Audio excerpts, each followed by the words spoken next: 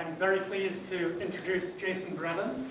Jason Brennan is an extremely distinguished young philosopher. He's extremely well published.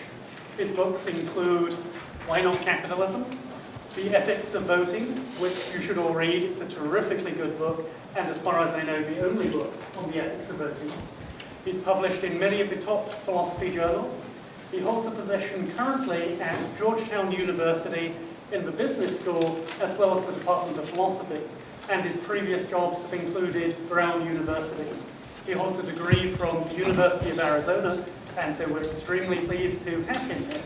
Before you all welcome him, I'd also like to thank our sponsors, the Charles Koch Foundation and the New Jersey Council for the Humanities. And both of our sponsors would like you to give feedback. And I should note that if you plan to share ideas from this program with someone else, the New Jersey Council for the Humanities wants to know who. Why? I don't know, but I'm sure we can all speculate. So if you could fill out these forms and then hand them back either to me or Dr. Sisko afterwards, that would be terrific.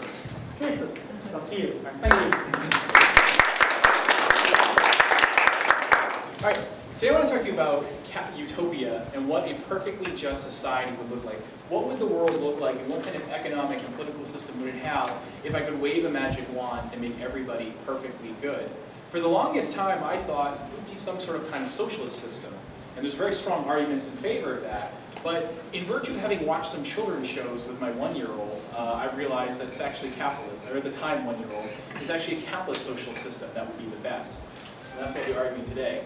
So just to start off, I'm just going to define some terms before I get into what I mean and what the argument will be. But by capitalism, I mean something like this. A capitalist social system or economic system is one in which there's extensive private property, not just in things like toothbrushes and houses and cars, but in particular in the means of production, in capital goods that can be used to produce other kinds of goods.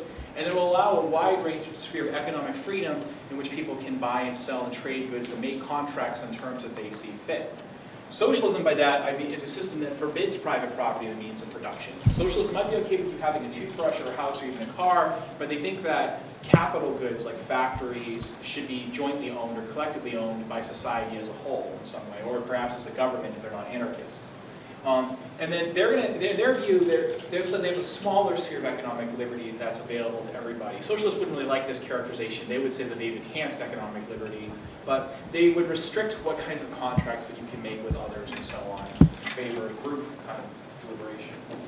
All right, so with that, Michael Moore has a movie called Capitalism, a Love Story, and he ends this with a catechism. He says, capitalism is evil, and you can't regulate evil. You have to eliminate it and replace it with something else. And that something else is democracy.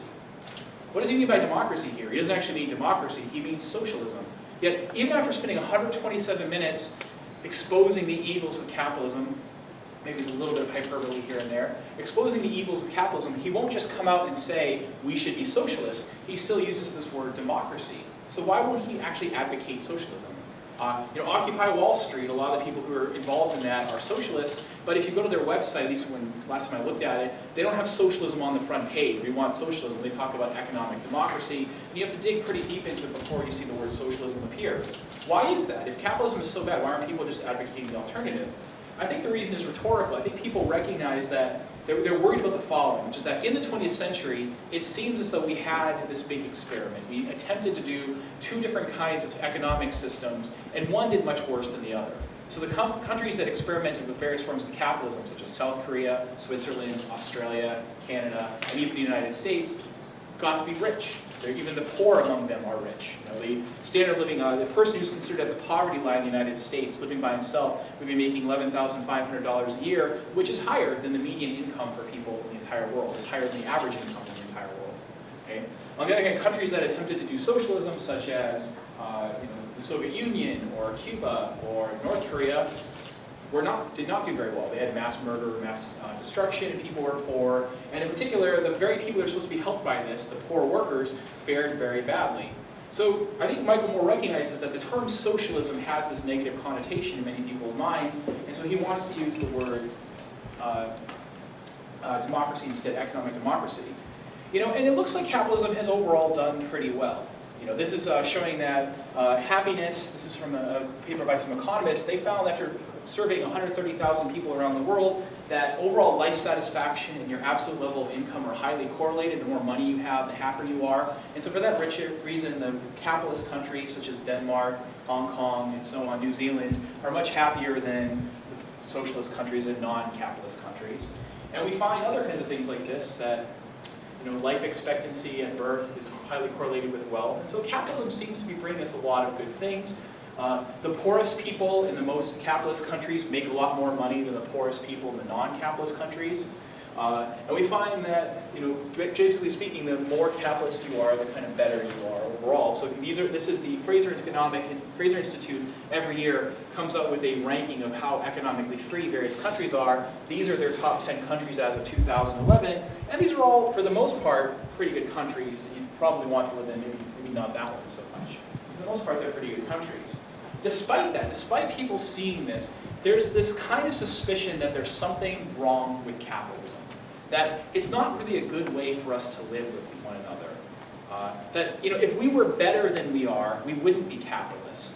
And this is a very common thought you hear among many, not just among socialists, but even among the defenders of capitalism. So Adam Smith says, it's not from the benevolence of the butcher, the baker, the expector of meat or of bread, it's from with regard to their own self-interest. It seems like what's going on in capitalism is that we don't really fundamentally care about one another, we're just trading in order to benefit ourselves. It seems like we almost have a diffident kind of attitude toward one another.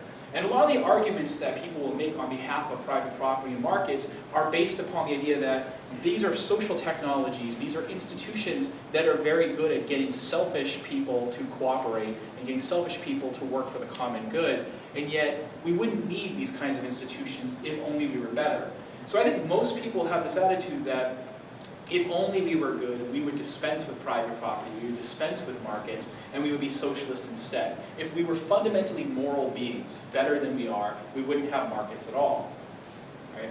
And perhaps the best exponent of that view, a very common view, a view that I myself at one time have held, is a Marxist philosopher named Jerry Cohen. So Jerry Cohen is one of the most important political philosophers of the past 100 years, and really the most important Marxist political philosopher since Marx. He was a professor at Oxford. He died back in 2009. And he published this book posthumously. It was originally published as an essay, and it's his last kind of argument for socialism. And what I want to do is respond to the argument that he makes, because I think even though he's a Marxist, the kind of argument he's making is not special to Marxists. He's capturing something that almost everybody believes and almost everybody thinks. Right? So his theses in that book, Why Not Socialism, are really simple. One is a set of moral claims, and another is a set of empirical claims. The moral claims are that market society, a society in which people have private property and relate to one another through trade, is an inherently repugnant way for us to live together. It's not in itself a desirable way for us to live. It's kind of repulsive deep down. On the other hand, socialism, a system in which everything is communally owned and everything is shared, is inherently a desirable way for us to live together. And then finally, he makes a bunch of empirical claims. He wants to say that there's some form of socialism that's actually feasible. We could actually live in a socialist society. What I'm most interested in are not the empirical claims, but the moral claims.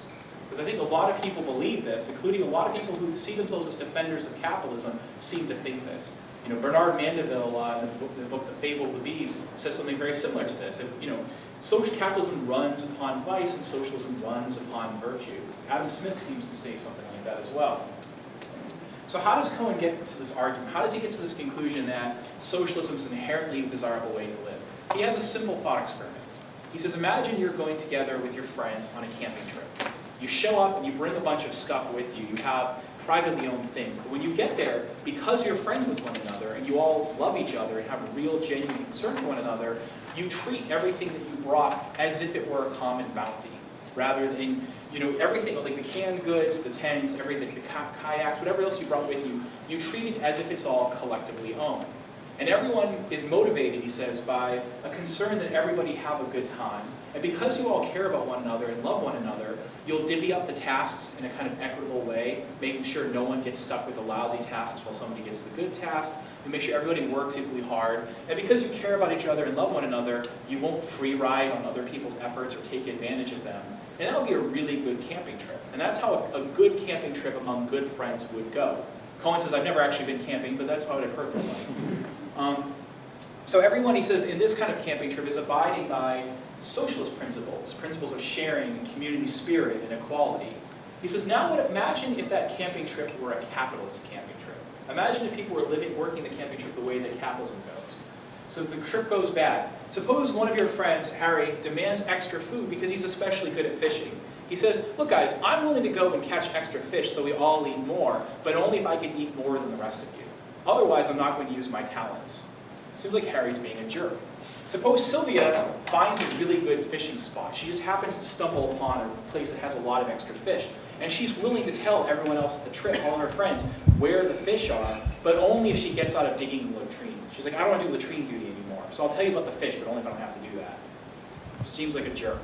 Suppose Leslie is really good at cracking nuts, and she's willing to share her knowledge about how to crack nuts, or willing to crack extra nuts for everybody so we could all eat more and be happier and healthier, but again, only if she gets out of having to do garbage duty. Again, she seems like a jerk.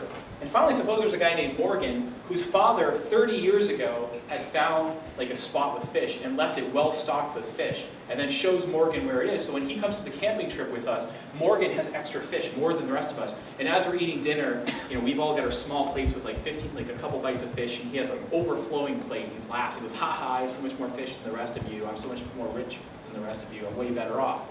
He seems like a jerk. So Cohen says when it was a socialist camping trip, it was awesome. And when it became a capitalist camping trip, it was terrible. No one would like to go on a camping trip like this. But these kinds of behaviors, gloating over having more, demanding that you get an extra payment in order to use your talents for others, these are precisely the kinds of behaviors that we see in capitalism. So capitalism made the trip worse. So Cohen asks, is there some reason why it would not be intrinsically desirable to run large-scale societies the way that the socialist camping trip is run? Wouldn't it obviously be better if the entire world, with massive amounts of cooperation, that everyone lived together the way that we do in the socialist camping trip? He says, put aside the question whether it's feasible. Just ask, is it a desirable way for us to live? Would you like the world to be like that if only you could make it like that? He thinks people are going to say, obviously, yes. Obviously, it would be. And he thinks what that means is that we tolerate capitalism because we think we have to. We think we can't do socialism. We think we're not good enough for it. The biologist E.O. Wilson says, socialism, nice theory, wrong species. Right? Like we're not capable of living that way. But it's like it would be good if we could. We just can't. So capitalism, Cohen says, runs on greed and fear and limited human knowledge, whereas the kind of socialism that he envisions would run on generosity, community, and wisdom. The idea here is that socialism is desirable and we're not good enough for it. The problem with socialism is not socialism, but us. We should live that way, we're just not willing to do it, we're not able to. So he says let's separate these questions out. There's two questions here. One is it desirable in itself? And the other is it feasible? And he says a lot of people get those confused, and you have to be careful not to. Because many people, especially capitalists and libertarians and others, will say, it's not feasible, will never work, therefore it's not desirable. And Cohen says, that doesn't follow. That's obviously wrong when you think about it. So here's a question, suppose I could snap my finger and cure AIDS. Would that be desirable for me to do that? Right? Now, obviously I can't, but it's clearly desirable if I could. Suppose I could snap my fingers and end world hunger. Would that be desirable? Yeah, but I can't. So it's desirable even though I can't do it. How many of you would like to have the Force from Star Wars? Right, wouldn't that be awesome? Right? Apparently I had a physics professor, Lawrence Krauss, back in college. He's actually been on TV a bunch of times. He wrote some books called The Physics of Star Trek and Beyond Star Trek. And he says that, according to him, the Force is incompatible with the known laws of physics. There's no way we could have the Force in our world. But still, it's desirable. And you can even see the good side of the Force, the light side of the Force is the good side. We can judge things are desirable even if they're not possible. Right? So all sorts of things can be desirable even if we can't do it. So Cohen says, it's going to be the same thing with socialism. Even if we're not willing to make socialism work the way that it should work, it's still a desirable thing. It still would be nice to have it if only we could get it. So separate these two questions. If you have a hard time envisioning that, here's a thought experiment from my colleague David Estlund that's kind of pushing this. He says, imagine we're all together looking for a picnic spot, and we're trying to find the very best picnic spot we can. And right now, this is where we are. We're sitting here. And as we're about to set up our picnic spot, we set up picnic here, we look and you see up on top of that hill is the best possible picnic spot. There's flowers, and just the right amount of sunlight and shade, and the right amount of breeze. And we can tell from where we stand that that's a much better picnic spot than where we are. However, suppose there are some obstacles in the way. To get to that picnic spot, first we have to pass by a band of roving ogres with axes. If we get past them, there's some alligators. And after we get past the alligators, there's a deep pit with spikes at the bottom, and then we'd have to climb a really high hill. We might decide in this situation that it's not worth even attempting to get to that better picnic spot. Like the cost of getting there are too high, the chances of us getting there are too bad, it's not even worth the risk. But still, that picnic spot is better than where we are. And Cohen and Estlin think maybe that's what socialism is like. It's like socialism is like a socialist world is better than the world that we're in, and maybe it's not worth even attempting to try to get it because we're going to fail, but it's still better. So I think Cohen's right about that. Whether something is desirable in itself has little to do with how easy it is to get there. It's desirable and in itself doesn't matter. So then Cohen asks, well, is it feasible? Now the kind of socialism that Cohen advocates, he admits probably isn't. It probably won't work. He advocates something called anarcho-socialism, where there's no government, we just live together peacefully and cooperatively and share. He thinks that probably isn't feasible, and we found that central planning in the 20th century was just a disaster. He admits that, it didn't work, and he knows why it doesn't work. And there's a couple problems that socialism faces. One is an incentive problem, one is an information problem. The incentive problem is simply this. Under a socialist system, if I'm able to get a guaranteed reward without working because I'm a selfish person, I'm likely not to work that hard. And that's true of almost everybody. So the problem with socialism is one, that we just don't work very hard in it, and we don't do what is required. That's an incentive problem, but Cohen says that's a problem with us. It's a problem because we have bad character. We're not very good. But there's also an information problem. How many of you guys have taken economics? Anyone here? Just a few people. Did you cover something about the information that's contained within prices, or ever heard something called the calculation problem? Anyone? All right, just a few. So what economists discovered was, what prices convey is information. Prices tell you something about the relative scarcity of a good in light of what people want. And it turns out that there's no way to coordinate the activity of billions of people together without something like a price system. People don't really understand what prices are, but it conveys the information they need to make rational plans. And so economists discovered that you can't have central planning. It doesn't work because people are too dumb. They're not smart enough to do central planning without the use of prices, and they need real markets to generate those prices. So Cohen, to his credit, admits that this is a real problem. He says, the bourgeois economists show that there's this problem with central planning. The reason central planning fails is because central planners don't have information they need. And he admits that that's the case. He thinks that there might be something called market socialism that's kind of in between capitalism and socialism, and that maybe would work. He bases that on some work by this guy named Romer at Yale. Romer, for what it's worth, has actually recently recanted and given this view up. But Cohen, at the end of the book, says, well, we don't know for sure that socialism is infeasible. Okay, so that's his claim. But he says, even if it isn't feasible, it doesn't matter. It's still the way that we should live, at least on a small scale, if only we could make it work. So what that means is that capitalism is kind of inherently evil. All right? And he says, a lot of people, when they hear this argument, will go, oh, this is just utopian. This is just utopian theorizing. What use is that? He says, if you're calling it utopian, you agree with him. Utopia is better than this, right? By definition, utopia is the best way we could live. So if you're saying it's utopian, you agree with him. Socialism is the way to live. So you've given up the claim. If you say to him, yeah, but that's not practical, you still haven't disagreed with him. Because he says, yeah, it might not be practical, but it would still be better if only we could do it. It would be better to live in a world in which we didn't have to lock our doors. Now, that's not a very practical good thing. I wouldn't advise you to do that, but wouldn't it obviously be better? If we were good, we wouldn't lock our doors. Okay? Other people will say things like, well, I don't think it's fair. Like, I wouldn't want to live in that world because it seems like other people would just take advantage of me. He's like, no, in a perfectly just world where everyone's really good, they wouldn't. So you're thinking about socialism in the real world with selfish people, but I'm talking about the way socialism ought to be. Or they'll say, I'm not willing to work hard for other people's benefit unless I get a special reward. And Cohen would say, it's because you're a jerk. He's like, don't worry, I, Cohen, am a jerk too. He actually wrote a whole book about how he's a jerk called If You're an Egalitarian, How Come You're So Rich? But he's like, I'm a jerk and you're a jerk, we're all capitalist jerks. He's like, but we recognize that even though we're like this, we're jerks, and if only we were better, we wouldn't be like this. Okay, so most of the responses to Cohen that I've read are inadequate. They basically accept his conclusion and end up arguing about things that are beside the point. What I want to do is take him on directly. I'm going to grant him his premises, grant him his way of thinking about philosophy, about the way that we do philosophy, but then argue that what happens is we vindicate capitalism, not socialism.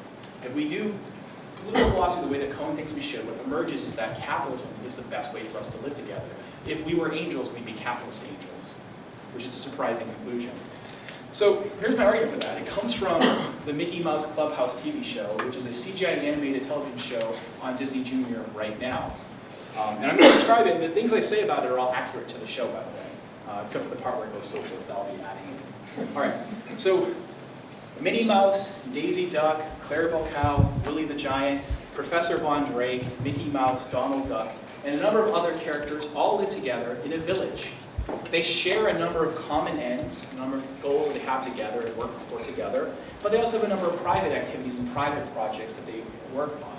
They have some communal property. There are roads that are communally owned. As far as I can tell, there's a communally owned amphitheater and park. But they also have private property, including private property in the means of production. Minnie Mouse owns a boat factory and boat store called the Boutique. There's a picture of it right there. Clarabelle Cow has a sundry store called the Moon Mart and also a factory called the Moon Muffin Factory.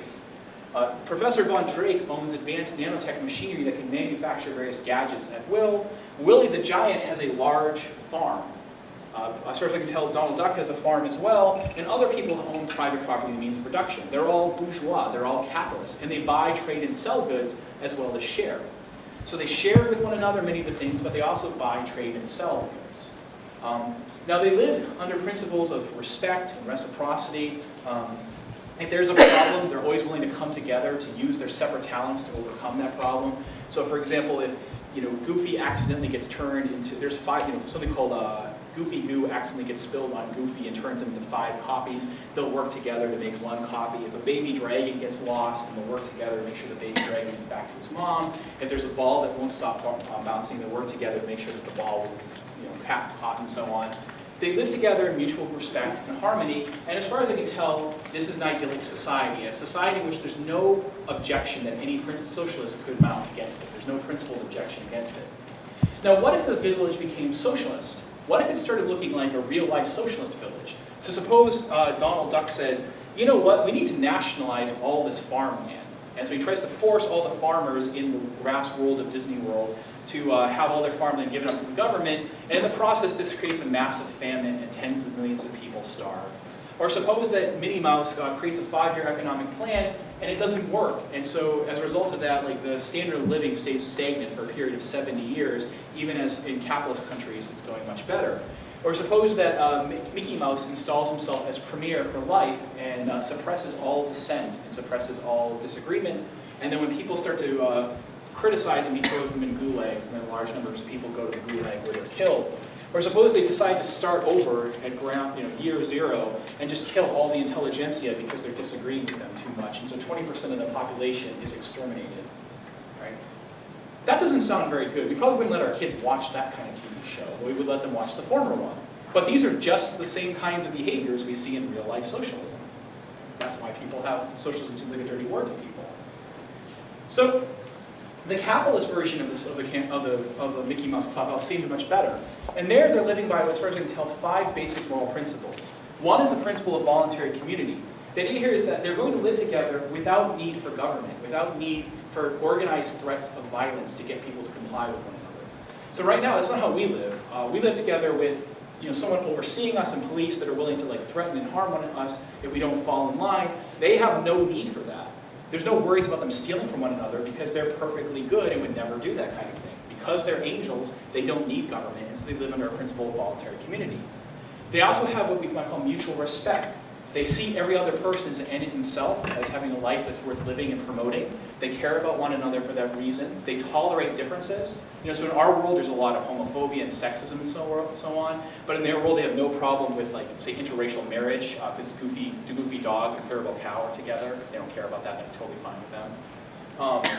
So they're tolerant, but it's not just the kind of tolerance of I dislike it, but I'm willing to let it happen, but rather sort of an active happiness in seeing the differences that others have. They live under principles of reciprocity. They trade value for value, not because they're selfish and it's like, I'm only willing to give you something if you give me something in return, but for some deeper reason, because they're proud to be the kind of person that can create things that other people want for their own sake. They're proud to be the kind of person who can create things that other people want and need.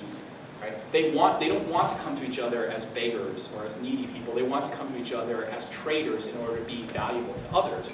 So they live by principles of reciprocity.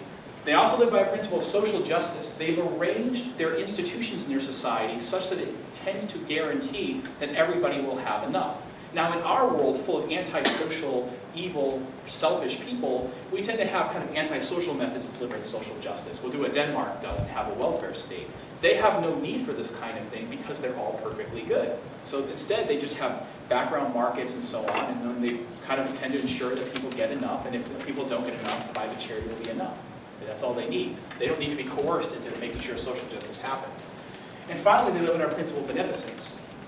They care to make sure that other people's lives go well, and they work hard to do that. They never take advantage of one another. They never, there's no exploitation or anything like that, and they're all very kind. So that's how the capitalist version of the camping trip goes.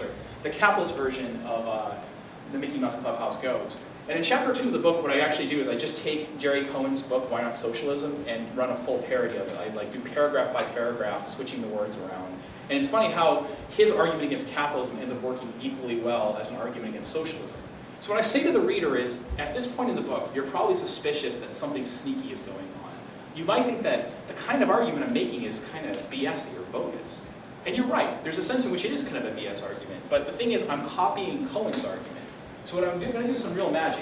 If we see what's wrong with Cohen's argument and what's wrong with my kind of parody argument and put them reflect upon what went wrong, what will emerge is actually a good argument for capitalism as utopia. So what I'm going to do now is two things. One is I'm going to explain what Cohen is up to and what mistakes he's making. So basically to show you like why his argument for socialism as being the best possible system fails. And then I'll move on to saying why capitalism, utopia would actually be capitalist. All right. So Jerry Cohen has, in addition to this book, his last book was called Rescuing Justice and Equality. He wanted to rescue justice from the philosophers because he thinks philosophers have throughout history systematically philosophized incorrectly. How many of you guys have heard of John Rawls? Right? A few of you have taken philosophy classes. He was critiquing Rawls. He thinks Rawls has just ruined political philosophy, basically. Like the way that Rawls does political philosophy is heavily misguided. And then because Rawls is so influential, like it's ruined everybody else too. And Cohen needs to rescue justice from people like Rawls and the Rawlsians. So he sees, like, you know, Rawls compared to most Americans is quite left wing, but as far as Jerry Cohen is concerned, Rawls is like a radical right winger, right? Compared to him, he is.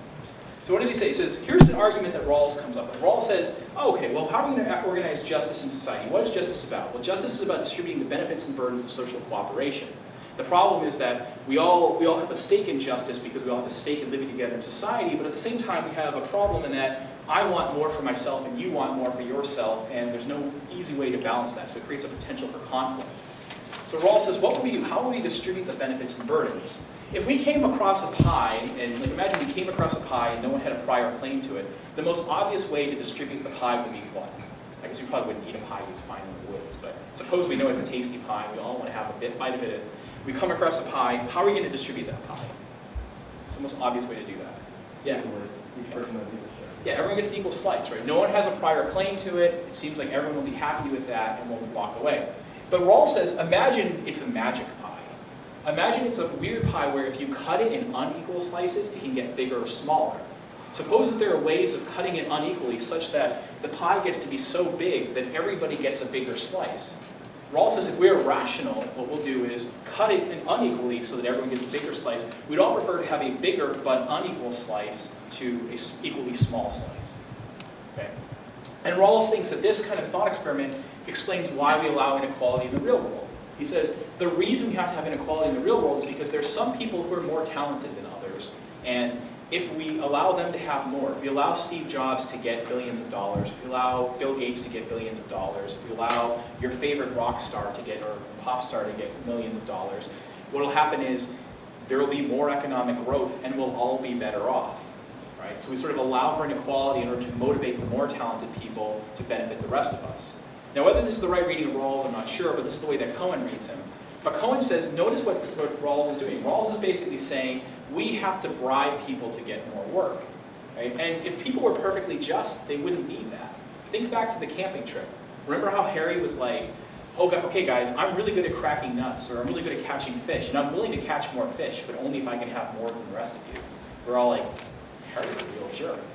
Right? We thought that was really kind of crummy when Harry was like that in the camping trip, and Rawls is basically turning that into an entire theory of justice. So Cohen says, this is what all philosophers do, and it's a mistake. What philosophers are doing is basically dumbing down their principles of justice to accommodate defects in human motivation. Right? The fact that we're selfish, the fact that we're greedy, the fact that we're fearful, and we don't care about one another, they dumb down their principles of justice to accommodate that. That doesn't make sense. We shouldn't dumb down justice. Right? So he thinks everyone's making this mistake. But I think Cohen, even he's right that that's a problem, I think this doesn't get him to socialism. I think he has two fallacious arguments for, like, two real mistakes that Cohen himself is making. And I'm going to show you what those mistakes are, and then I'm going to explain why capitalism, or Utopia is capitalist. So Cohen, if you look closely, this is really the argument he's making. It should say 1, 2, I guess it got changed in the computer, but he says socialism, he wants you to imagine a socialist society in which he stipulates everyone has morally perfect motivations, in which he stipulates everyone is concerned to promote the common good, in which everyone would never exploit one another, take advantage of one another, and then compare that to real-life capitalism. So he's basically saying this: socialism with morally perfect people is better than capitalism with real, flawed people. Sounds right, I agree with that. I accept that. Therefore, socialism is intrinsically more desirable than capitalism. I don't think that follows. I think that's a mistake. Sure, ideal socialism, an ideal socialist society is better than real-life capitalism, but it doesn't follow that therefore socialism is better than capitalism simpliciter. That doesn't make sense. Imagine if to see that, imagine I did the following. I'm a monarchist. I advocate monarchy. You guys are all into democracy, right? And you're like, yeah, we're all Democrats. Well, imagine a world ruled by a monarchy ruled by an all-wise, omnibenevolent philosopher king, Lord Elrond from the Lord of the Rings, but even better. Now compare that to the stuff going on in real-life democracies right now. Compare that to the mess in Scotland about independence, or about the stuff that we're doing in the United States with the drug war and all other fighting various other kinds of wars and bad stuff that we do, right? You'd be like, well, hold on, okay, I accept that maybe like a utopian monarch would be better than real-life democracy, but it doesn't follow that monarchy is just better than democracy, right? Because wouldn't the relevant comparison be, how does ideal monarchy compared to ideal democracy, and how does real-life monarchy compared to real-life democracy? So that's what I want to say to Cohen too. It's like, I agree with you, Cohen, that an ideal utopian socialist society in which you get to stipulate that everybody is morally perfect would be better than real-life capitalism. But it doesn't follow that socialism is better than capitalism, because we still have to ask, well, is ideal socialism better than ideal capitalism, and is realistic socialism better than realistic capitalism? You haven't done that comparison. So it basically hasn't shown us anything. The other big mistake that he makes throughout his book, and you haven't read his book so you haven't seen this, but he does this continuously, and I'm not the only one to point this out, is that he often jumps between identifying socialism as a type of economic system in which all capital goods are collectively owned, and identifying socialism with fellow feeling, concern, and love. He sometimes talks as if what he means by socialism is just community spirit and principles of equality. That's not how the word is used, though. So he also sometimes seems to define capitalism as if, by definition, capitalism is fearful and greedy and selfish and so on. And that's a mistake. It's an open empirical question whether capitalism or socialism encourages or discourages these bad or good attitudes. And in fact, Cohen, for whatever reason, despite spending 30 years of his life writing about this, never actually got off the armchair and went to check to see what capitalism actually does to people. It turns out, however, other people have. So there's a number of papers on this by Herbert Gintis. Herbert Gintis was a Marxist when he started his life, and then went to do a bunch of experiments trying to prove that markets make us selfish and corrupt, and he kept getting the opposite result, and he changed his mind because of it. Paul Zak, Joseph Henrich, and so on. What these economists do is, there are these games that you can play with each other. It's something called the dictator game, or the trust game, or the ultimatum game. These are games where people can play, where they have the opportunity to screw one another over for money, to steal from one another, to act beneficently. You play them with real money. You make sure that the players understand the rules, and you even will play them in places where they're using a lot of money, like the equivalent of a month's salary. And then you can test to see what kinds of things affect how people play. What kinds of things make people more trusting, less trusting, more trustworthy, less trustworthy, more generous, less generous. And it turns out the single biggest cultural predictor that a person will be generous, fair, will avoid cheating, will be honest, will be trusting and trustworthy in these games is the extent to which they come from a market society. People from market societies play very nicely in these games compared to people from socialist societies or people from traditional societies. Now, Herbert Gintis, keep in mind, he started doing these experiments because he wanted to prove the opposite. He was a Marxist and wanted to produce empirical evidence that markets corrupted us, and what he found was the exact opposite. In fact, markets appear to have an amelioratory effect. All right. Going along with that, just to show you some kinds of correlations, the Fraser Institute, a Canadian think tank, every year comes up with an index of economic freedom. These are the more capitalist countries, and these are the least capitalist countries. And then you can just run that against, say, Transparency International every year comes up with a ranking of how corrupt countries are. And this is what you find. The less corruptly, this is good, but uncorrupt, and this is very corrupt. Non-market societies tend to be very corrupt. Very marketized societies tend to be non-corrupt, and so on.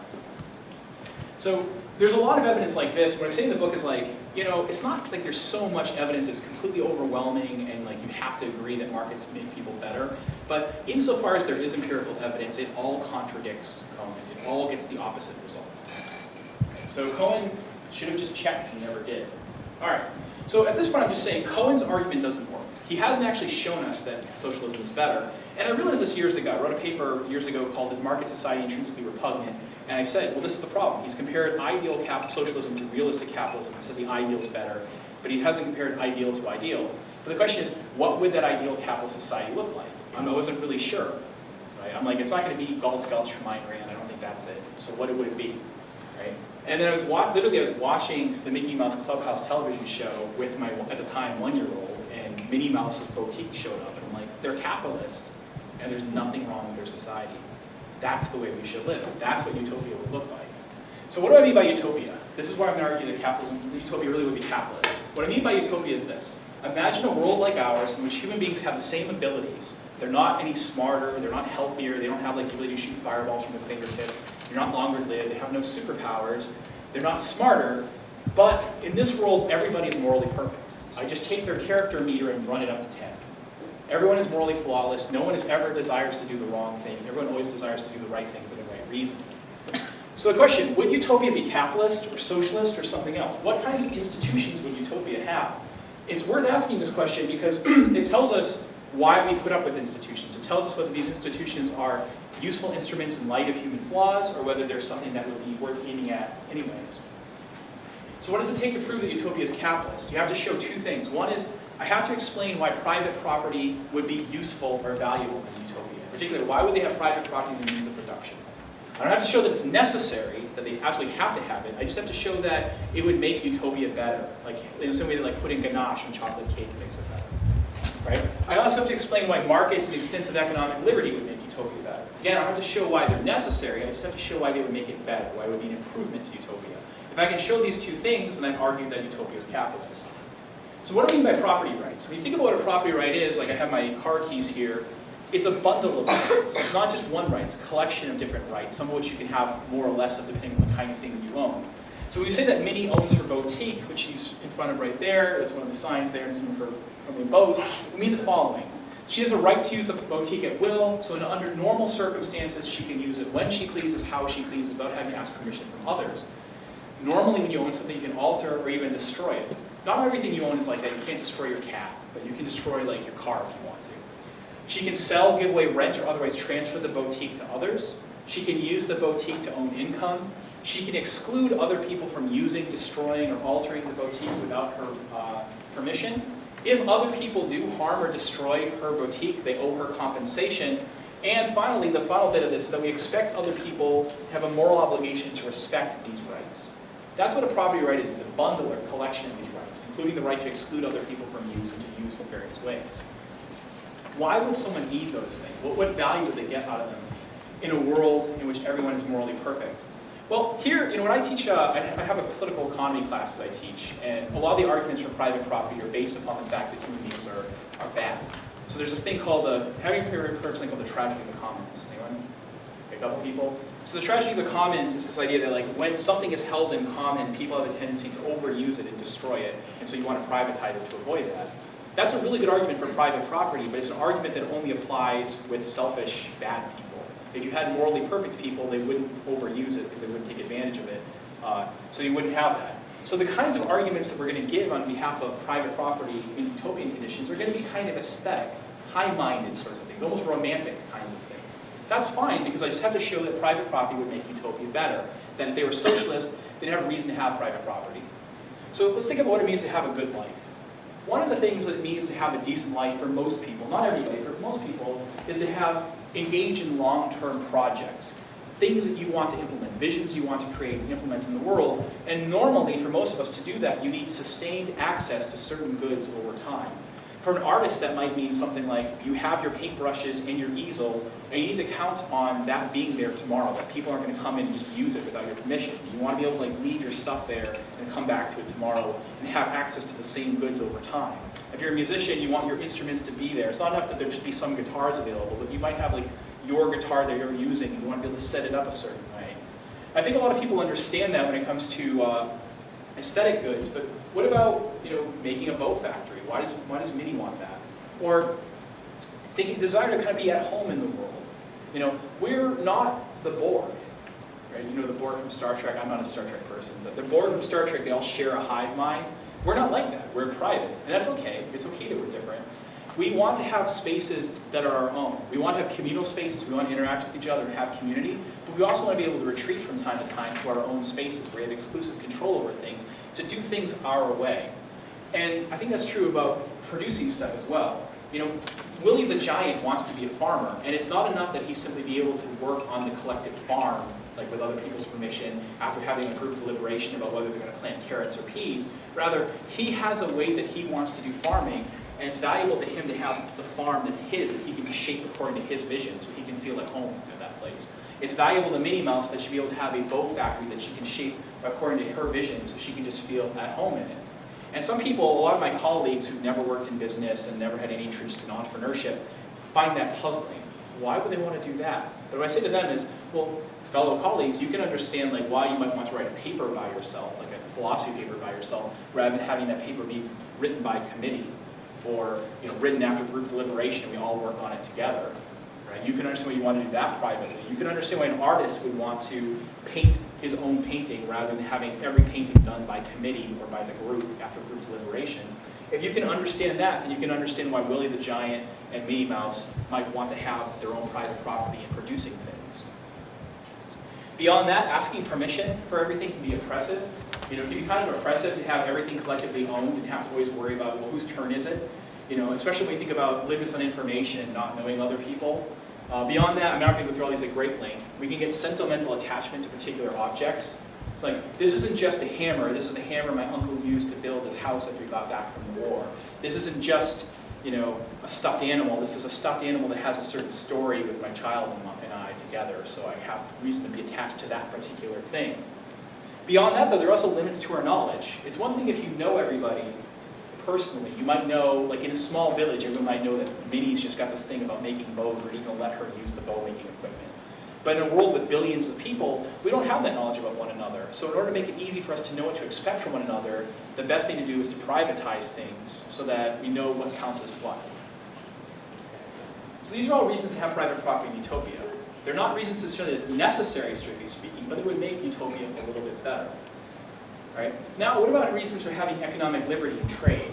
Well, two basic kinds of reasons here. One is about being a self-author. One is about having control over your own life. People want to tell their own story. And the decisions we make, just as like your decisions you make about religion, or about what you read, and what you eat, and what you think, and what you talk about, in some way shape who you are, your economic decisions shape who you are as well. So if we want people to be self-authors, we want them to have that kind of control over their lives. And also because markets have a tendency to serve the common good. Because markets can promote the welfare of others. And this is a very key reason for having markets. Remember, Minnie Mouse, Mickey Mouse, and all these characters, I'm stipulating that they are morally perfect. Well, they actually are on the show. They're morally perfect beings. They all want to do the right thing. They're all very beneficent. Because they're beneficent, they have an interest in there being markets and extensive economic liberty. To show why, imagine this. Suppose I have a magic wand. If I wave the magic wand, everyone will get 30 times richer. Would Mickey Mouse want to wave that magic wand? Of course he would, because he's a good guy. He wants other people to be better off. Now suppose instead of having a magic wand, we have a philosopher queen who comes up with an economic plan. She says, if you become a doctor, and you become a veterinarian, and you become a farmer, and you become a mortician, and you do this other thing, maybe there's some options, and we all work together according to my plan, this will be almost the equivalent of waving that magic wand. We'll all get to be 30 times richer. That sounds great, and Minnie Mouse and Mickey Mouse would voluntarily want to go along with that plan in order to implement that vision because they know that going along with Philosopher Queen's vision is just like waving the magic wand. My intellectual opponent, Jerry Cohen, agrees with that. That's basically what he wants to say about central planning if it would work. Right? You wouldn't have to use coercion. People would just do it voluntarily if they were morally perfect. The problem, though, is there is no philosopher clean like that. The calculation problem of socialism says that you just can't have mass planning on that sort of scale. However, the other thing that economics says is that we do have a substitute for the philosopher clean. It's called the market.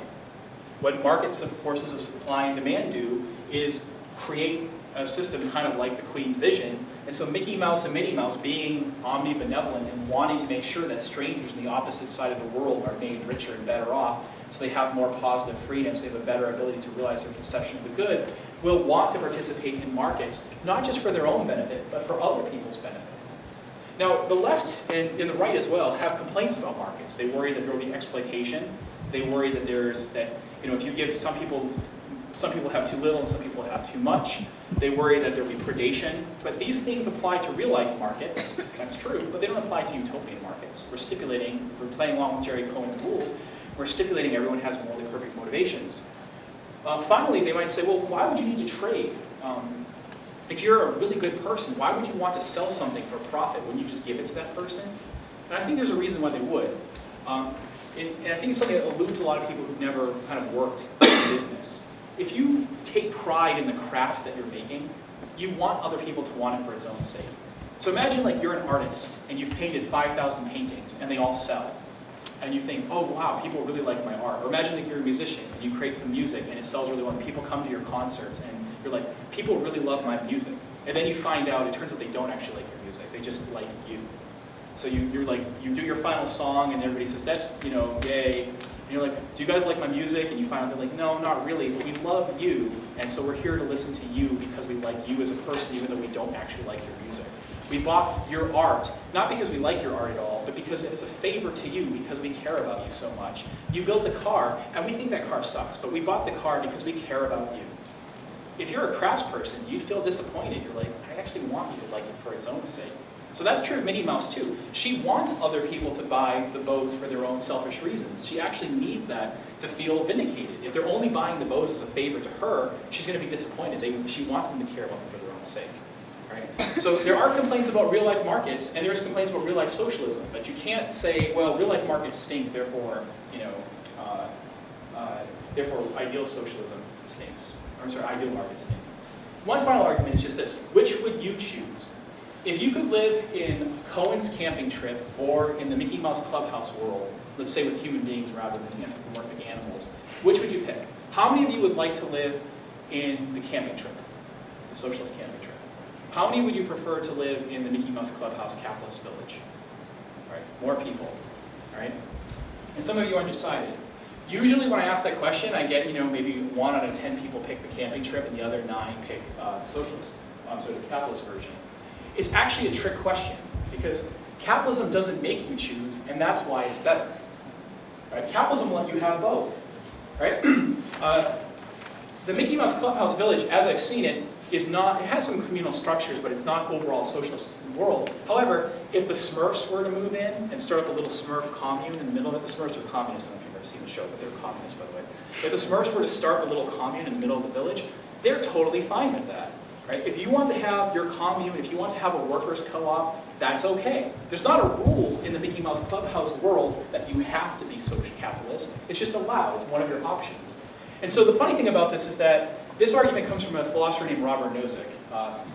He argues in his book, Anarchy, State, and Utopia, that libertarianism is kind of a meta-utopia. Like it's sort of a thing where you allow for many different kinds of society to flourish side by side, so long as no one's coerced into being any one type of society. You can kind of pick the utopia that's best for you.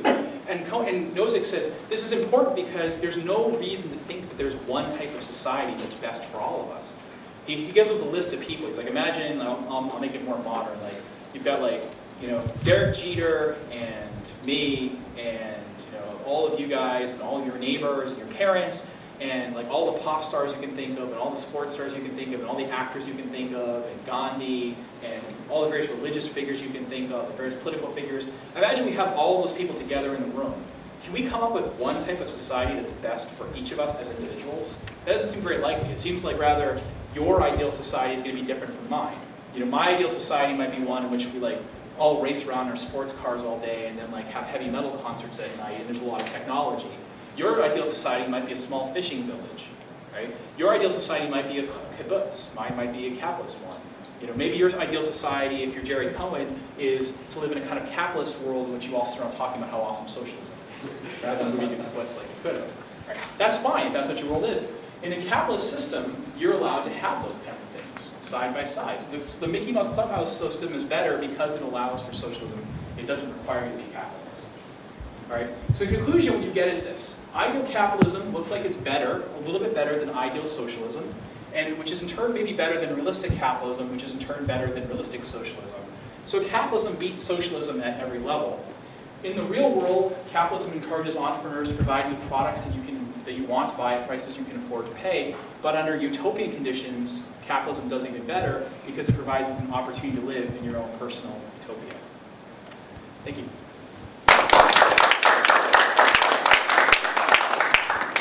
All right, so questions, objections, comments?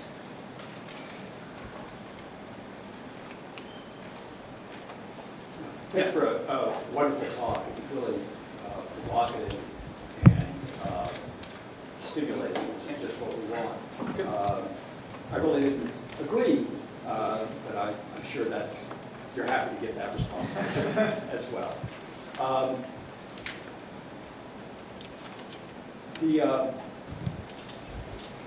I would object. I wonder if your use of utopia is a bit slippery here and is really misrepresenting utopian tradition.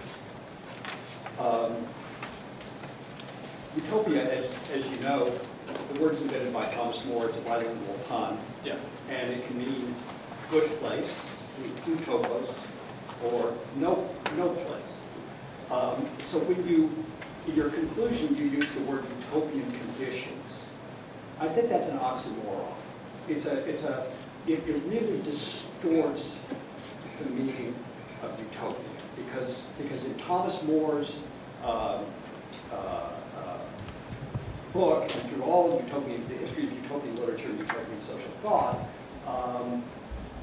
utopia is used as a heuristic device. It's not about a perfect world of perfect moral individuals. It's a heuristic device that does two things. It envisions a better world, but it also critiques the contemporary world.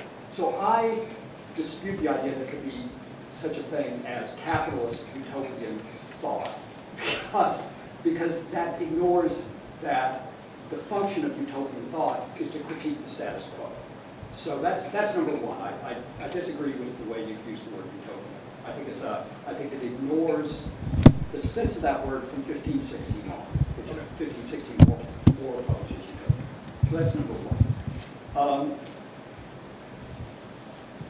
So much of what you said is so interesting, and I really like your conclusion about that capitalism allows us to choose, and that the Smurfs can look along with the Mickey Mouse Club. That's really interesting. But I think there's also a pernicious side to your argument, which is that the market is equivalent to the philosopher queen. Because I think the effect of that in contemporary society is that markets are utopian. Ergo, let's apply markets everywhere. Let's apply markets to healthcare. You get the U.S. And you get a world where, at least until very recently, infant mortality is much lower than it is in socialist countries. I think it's pernicious because it gets applied to education. And so we get these experiments that it's all about school choice. And people can have disagreements about that, but I think that's a fundamentally pernicious idea because as John Dewey says, what the best and wisest person wants for her child should be what we all want for everybody. And instead, the current applying markets to education is, I think, a fundamentally pernicious, or to healthcare, is a fundamentally pernicious concept. So I disagree that utopia should be defined as a world where everyone's morally perfect. I disagree that there can be such a thing as capitalist utopianism. And I'm also a little disturbed by the slipperiness of the word you use, socialism, and you fail to use the word totalitarianism. So that you put up a slide of if the Mickey Mouse Club becomes socialist, we get the Khmer Rouge. I'm sorry, Khmer Rouge was not, was not a socialist group. It was a totalitarian group. To call them socialist, I mean, it's like, I can't even think of something outrageous enough to compare it to call the Khmer Rouge a predominantly socialist organization. That's okay. Let's go with that. So anyway, that gives you maybe a little something to work with. Yeah. Okay. As far as like whether we should have markets in healthcare and those kinds of things, this is a theory. Here we're talking about like sort of what would an ideal market look like compared to an ideal socialist system, right? Which is better. Right. So everything I said is compatible with thinking, in the real world we're going to have maybe something should be kept from the market. Maybe there's a lot of market failure. We want government provision in certain things. So I'm not making a claim here that, like, given that people are kind of bad and selfish and mean, that we should try to implement anarchist capitalism. It might be a complete disaster. So everything I've said here is compatible so far with thinking this. Well, in the real world, maybe we should have sort of like a social democratic state like Denmark, but if we were perfect, we would be Mickey Mouse Clubhouse capitalism. I haven't really made a claim about the real world, like what we should do in light of that. I want to take on, because Jerry Cohen, my opponent, doesn't care about that. He cares about saying, what would the world be like if we were all good, right? So I'm sort of ignoring that. Now, I do have another book coming out on this called Markets of the Limits, where I'll argue for, markets in education and healthcare and so on. But I'm not doing that today. So for now, I can just be like, yeah, let's not have markets in those names. That's a different question. As far as like saying the Khmer Rouge is socialist, I'm happy for you to say. I mean, that doesn't seem to match like the tradition of the word socialism. But there's this kind of thing that a lot of people like to do, which is like, whenever you have a real world system in which there's central command control of private property, like of property, where the government controls the property and it stinks, a lot of socialists will go, that's not real socialism, that's something else. I'm happy, if you want to use the word, I don't use the word that way, Cohen doesn't use the word that way, most economists don't use the word that way, but if you want to use the word that way, that's totally fine, as long as you'll grant me this. Anytime you point to anything bad in the world, like the real world that I don't like, you don't get to call it capitalist. So if you go, I don't like markets in the real world in healthcare, they seem to be disastrous, I'll be like, oh yeah, but don't call those capitalists, call them something else. Because capitalism is a Mickey Mouse Clubhouse world. I'm only going to use the word capitalist for that. You would think I'm kind of sneaky if I did that. You'd be like, no. Like capitalism is about private property that means production, and there is private property in these things, and they're using it. You would think if I'm going to define goodness into the word, that's kind of cheating. If I say like by definition socialism is nice, then that's kind of cheating, right? So I guess I don't really see that as well motivated. It doesn't just seem to like match up with common use of the English language and how we use the term socialism. And I don't think there's any like real philosophical import to it either. As far as this thing here, though, the stuff about the philosopher queen and so on. Look, if we're talking about this here is just textbook econ. It's just like this works like that, which works like that. But the question that comes down to as far as what do you want to do in the real world is this. In the real world, we have market failures, and in the real world, we have government failures. In the real world, we have market successes, in the real world, we have government successes. To be responsible about your ideology means you're going to try to account for those and balance those, right? Government failure versus market failure, government success versus market success.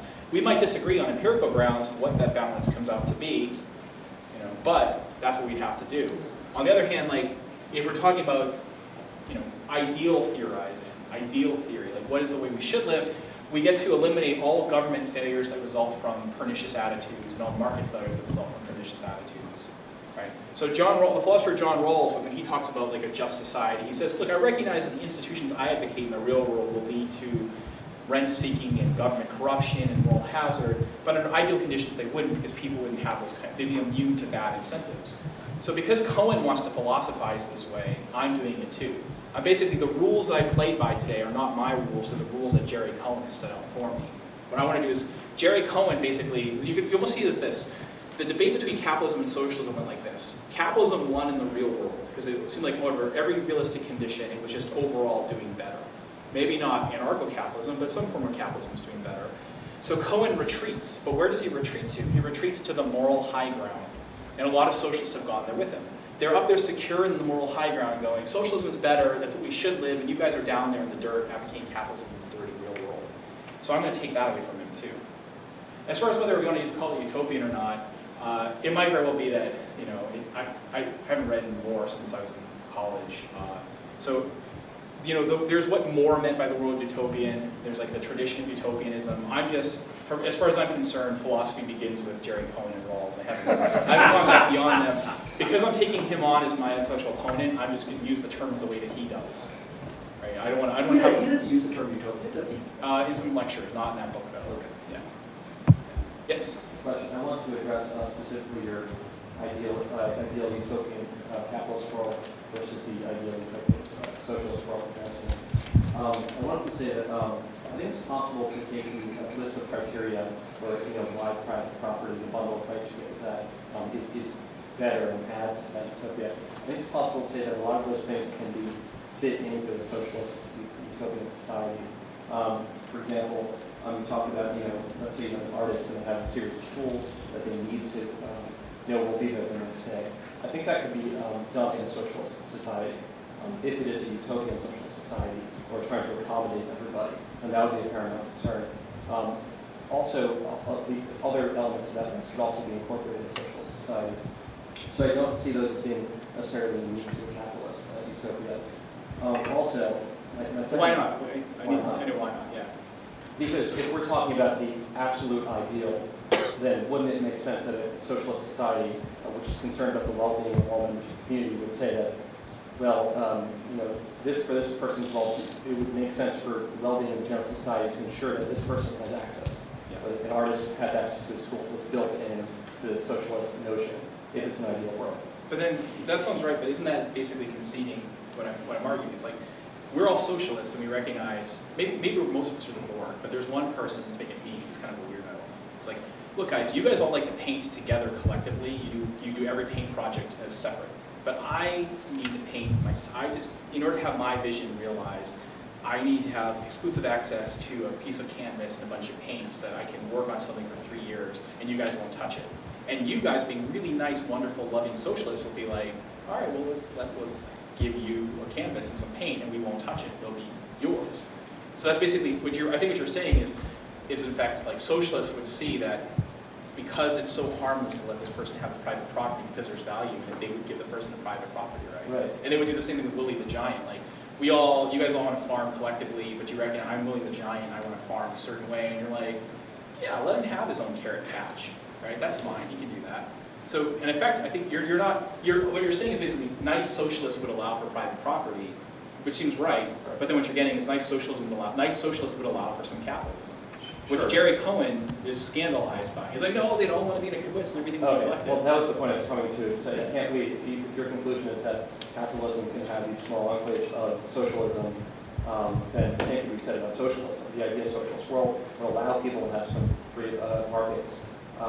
So I guess my ultimate point is it seems like what we come to then is that we can't necessarily make a claim that capitalism is better or socialism is better. If we're talking an ideal world, then they're both more or less equal. Yeah, there's a sense in which that's right. And here, again, I'm like following Nozick on this.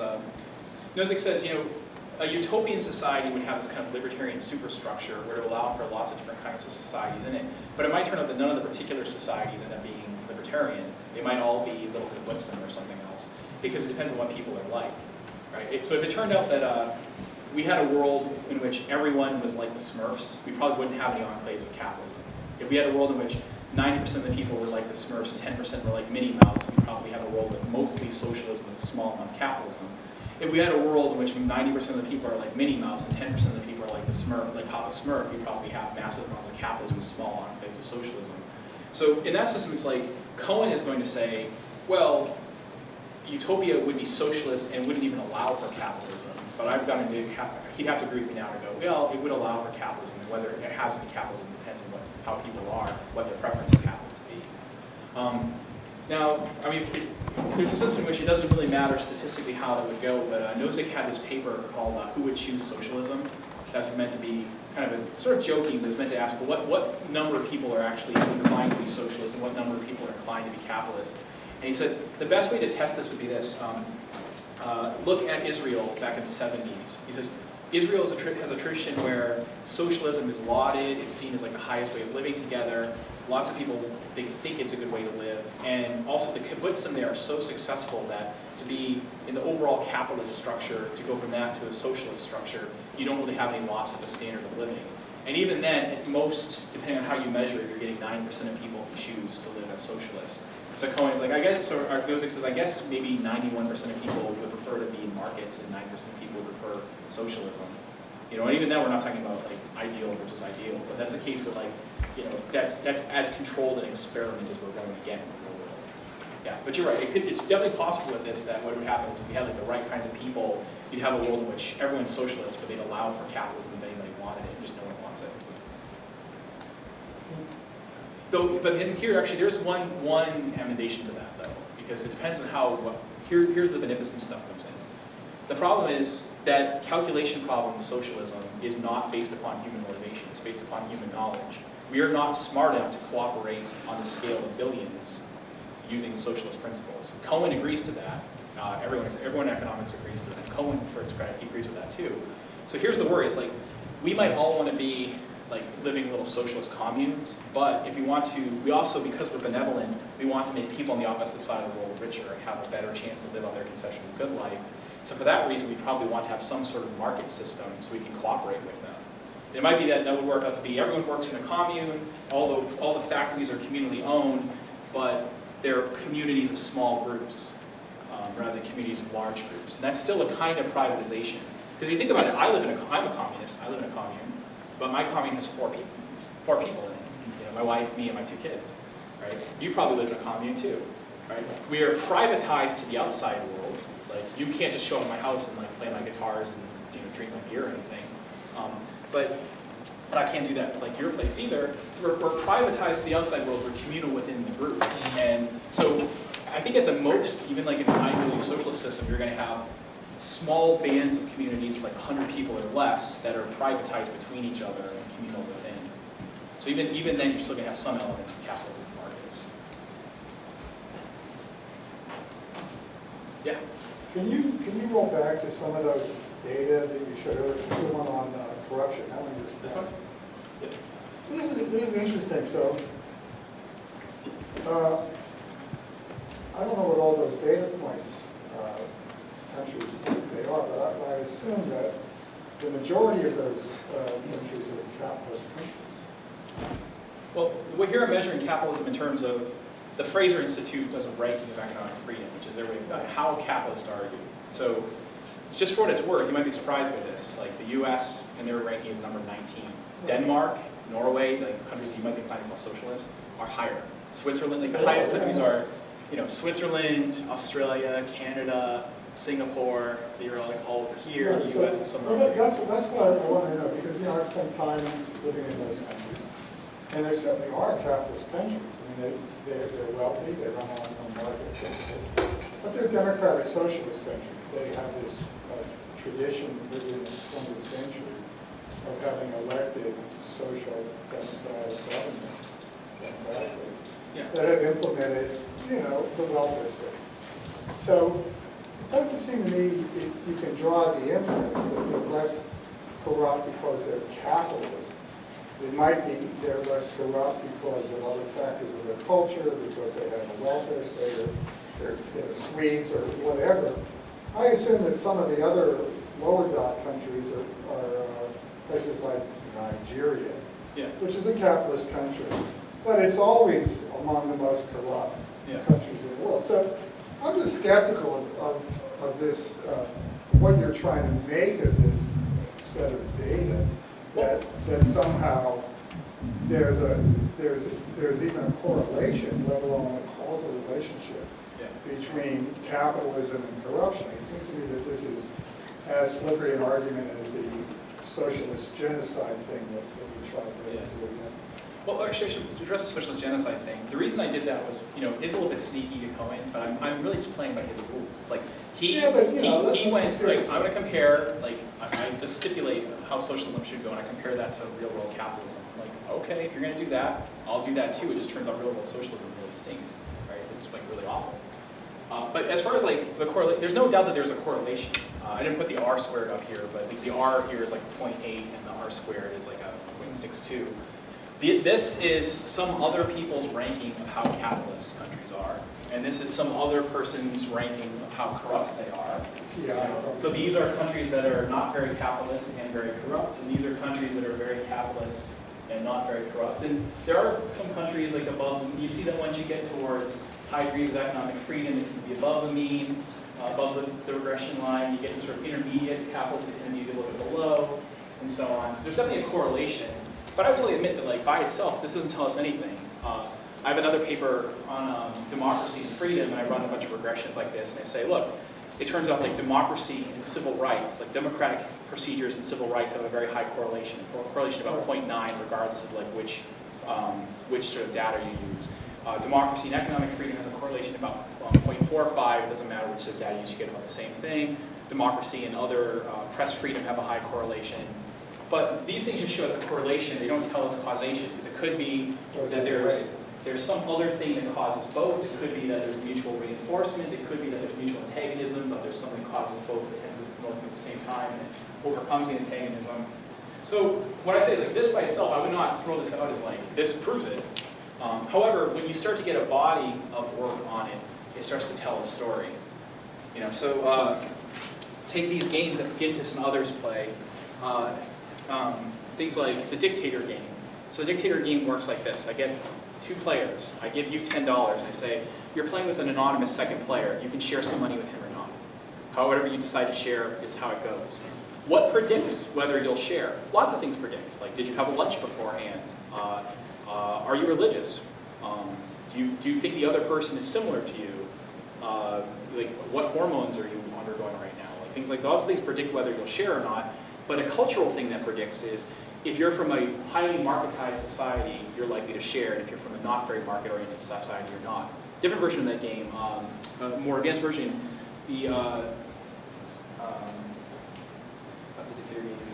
but again, why is that socialist versus market-oriented versus not market?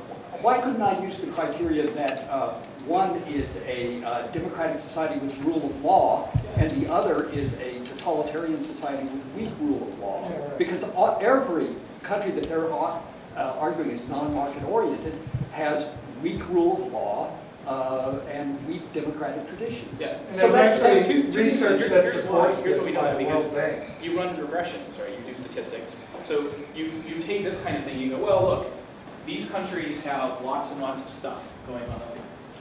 You know, these countries are rule of law oriented, these countries are also market oriented. So if I want to see, like, I play the ultimatum game and the dictator game, and I can like get a bunch of data and I can run a regression against how market oriented they are and then against how rule of law oriented they are. I can run it against one controlling for the other. And that's why Gintis and others, they've already done all this stuff, and that's why the literature says, look, controlling for everything else, market oriented societies predict nice behavior, right? Controlling for this other stuff.